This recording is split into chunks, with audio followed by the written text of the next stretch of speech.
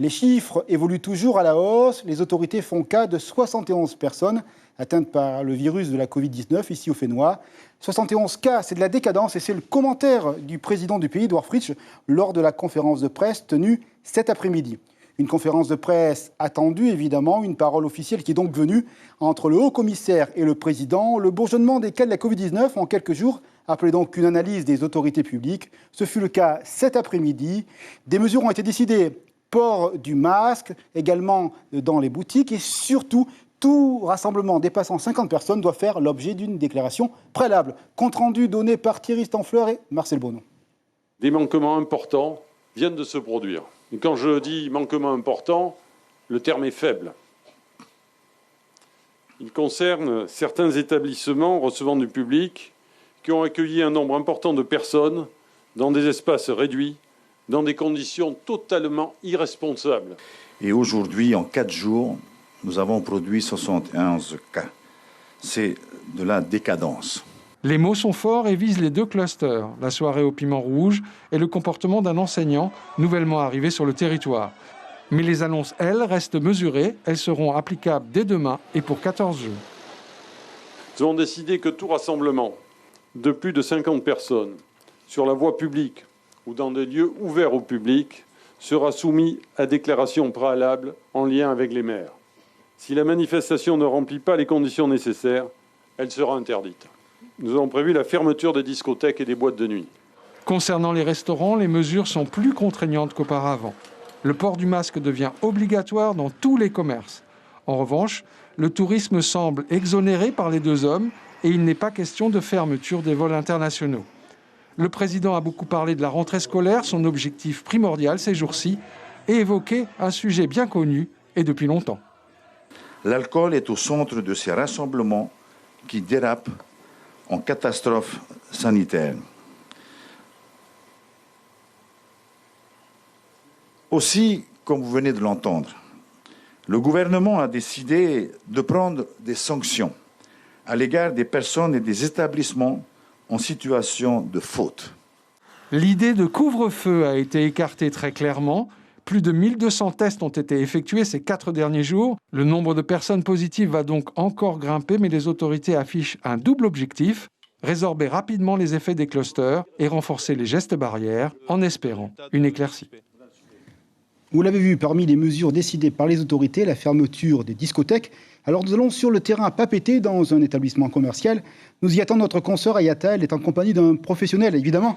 Il s'interroge après les dernières mesures. Bonsoir Ayata, vous êtes en compagnie de Stéphane Gay qui porte la parole ici des bars et discothèques au Fénois. Effectivement, Stéphane, bonsoir à tous. Stéphane Gay qui est également propriétaire d'une discothèque. Alors Stéphane, est-ce que cette annonce est un coup de massue pour vous? Pour nous, c'est un coup de massue et on a du mal à comprendre. Ce qu'on aimerait bien, on va certainement fermer nos boîtes de nuit, bien sûr, mais on va être obligé de subir encore cette pénalité, alors qu'on voit en face des bars, des restaurants qui font notre travail de nuit, qui viennent nous voler la nuit et qui, eux, ne sont pas contrôlés, ne sont pas pénalisés. Voilà. On a vu dernièrement, quand on nous a demandé de rouvrir les boîtes de nuit, mais de laisser les pistes de danse fermées, on a respecté ça aussi. Et qu'est-ce qu'on a vu pendant ces 2 week-ends-là? On a vu ces mêmes bars, restaurants qui ne respectent pas les conformités, qui ne respectent pas toutes les sécurités qu'on doit avoir. Et ben ces mêmes restaurants et bars se sont encore retrouvés à exercer notre métier de nuit, alors que nous avons pu que les constater, les regarder et laisser nos pistes de danse fermées.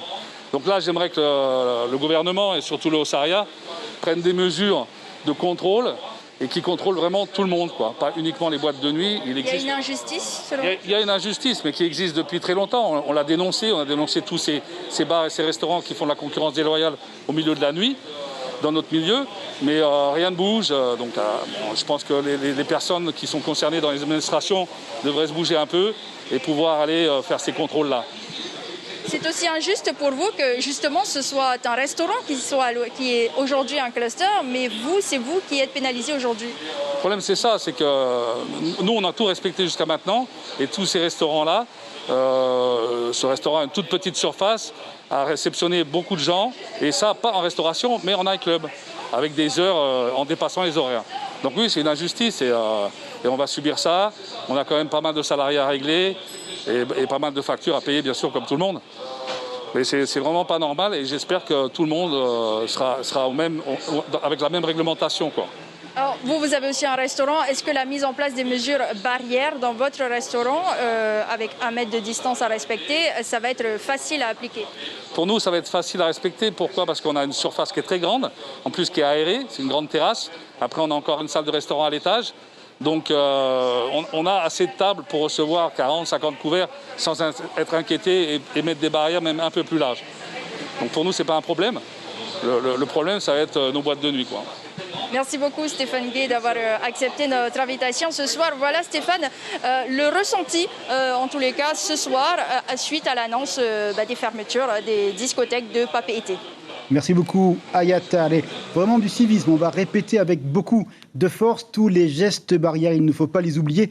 Ce sont des gestes protecteurs, se laver les mains régulièrement, vous le savez, tousser et éternuer dans un mouchoir à usage unique, respecter la distanciation physique et éviter surtout de serrer les mains ou d'embrasser. La fraternité attendra un petit peu. Deux téléphones, 40 45 50 00 si vous sentez les symptômes ou bien si ça persiste, n'hésitez pas, le 15 est à votre service évidemment, vous le savez, c'est le numéro des urgences.